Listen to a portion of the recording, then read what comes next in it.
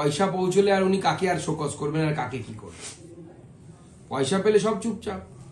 একের পর এক জলাভূমি বন্ধ হয়ে যাচ্ছে। আমি তো সোশ্যাল মিডিয়াতে টুইটও করেছি এর আগে, ওনার বাড়ির কাছে একদম জলাভূমি ভরাট হয়ে ওখানে বাড়ি হচ্ছে। আপনি যান, আজকেও চলছে, কেউ বন্ধ করেনি, বন্ধ করবেন না, পয়সা পাচ্ছেন উনি।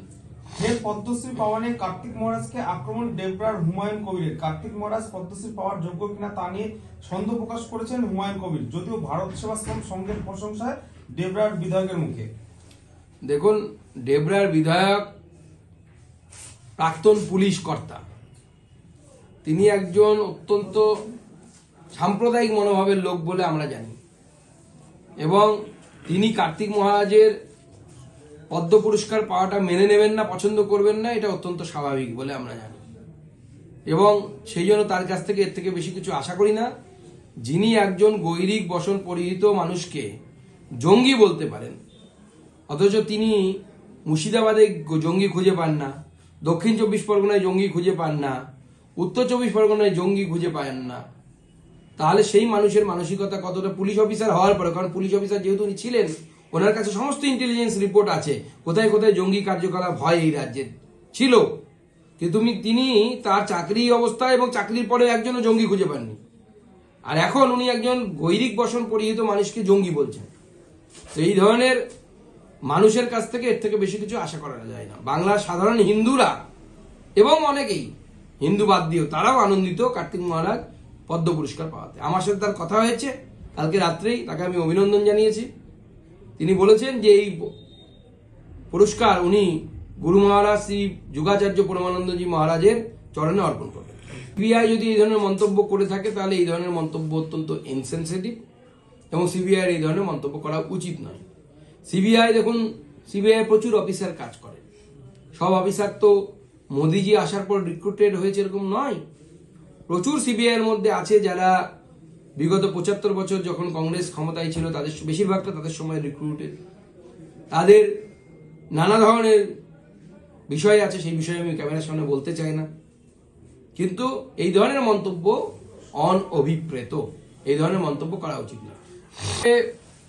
पश्चिम बंगाल से एक सन्यासी जो हिंदुओं के अधिकारों के लिए लड़ रहे हैं, उनको पद्म पुरस्कार से नवाजा गया है।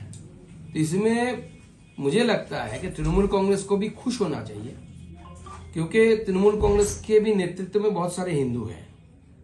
तो हिंदुत्व की बात करने वाला आदमी को अगर एक पद्म पुरस्कार चलता है, उसके साथ साथ हूँ वहां पे बेलडांगा में, जहाँ पे कार्तिक महाराज का यानी स्वामी प्रदीप्तानंद जी महाराज का आश्रम है, वहां पे आप जाइए, देखिए कितने सालों से वो सेवा काम कर रहे हैं, कितने स्टूडेंट्स वहां पे पढ़ रहे हैं, कितने आदिवासी बच्चों को पढ़ा रहे हैं। सागर दिघी में भी उनका आश्रम है, वहां पे वो आदिवासी बच्चों को सालों से पढ़ा रहे हैं।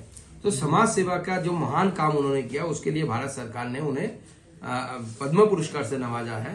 तो इसका खुशी सबको होनी चाहिए। बीजेपी के साथ उनका एक ताल्लुक है, रिलेशन है, ऐसा बताया देखिए, बीजेपी के साथ ताल्लुक होना तो कोई अपराध तो नहीं, अगर है भी तो बीजेपी के टिकट में कभी खड़े नहीं है हुए, बीजेपी के प्रचार में कभी, बीजेपी के बैनर में कभी प्रचार में भी नहीं आए।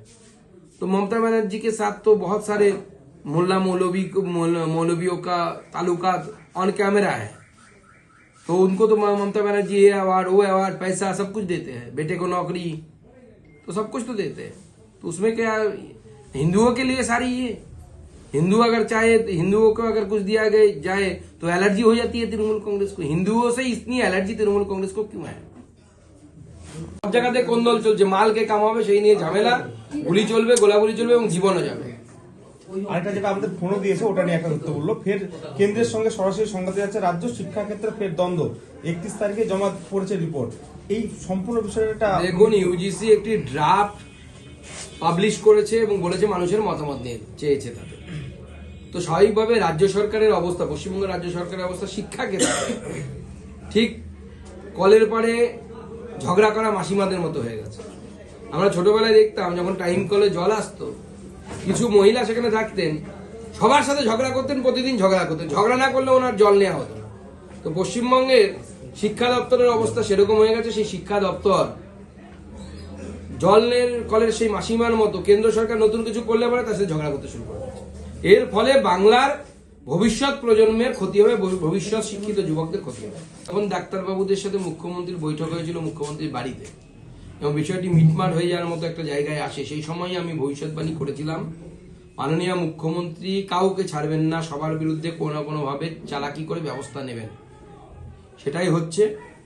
এবং আপনারা লক্ষ্য রাখুন, যারা এই আন্দোলনের নেতৃত্ব দিয়েছিল তাদের প্রত্যেকের প্রতি ভিন্ডিকটিভ আচরণ, অর্থাৎ প্রতিহিংসামূলক আচরণ মাননীয় মুখ্যমন্ত্রী করবেন।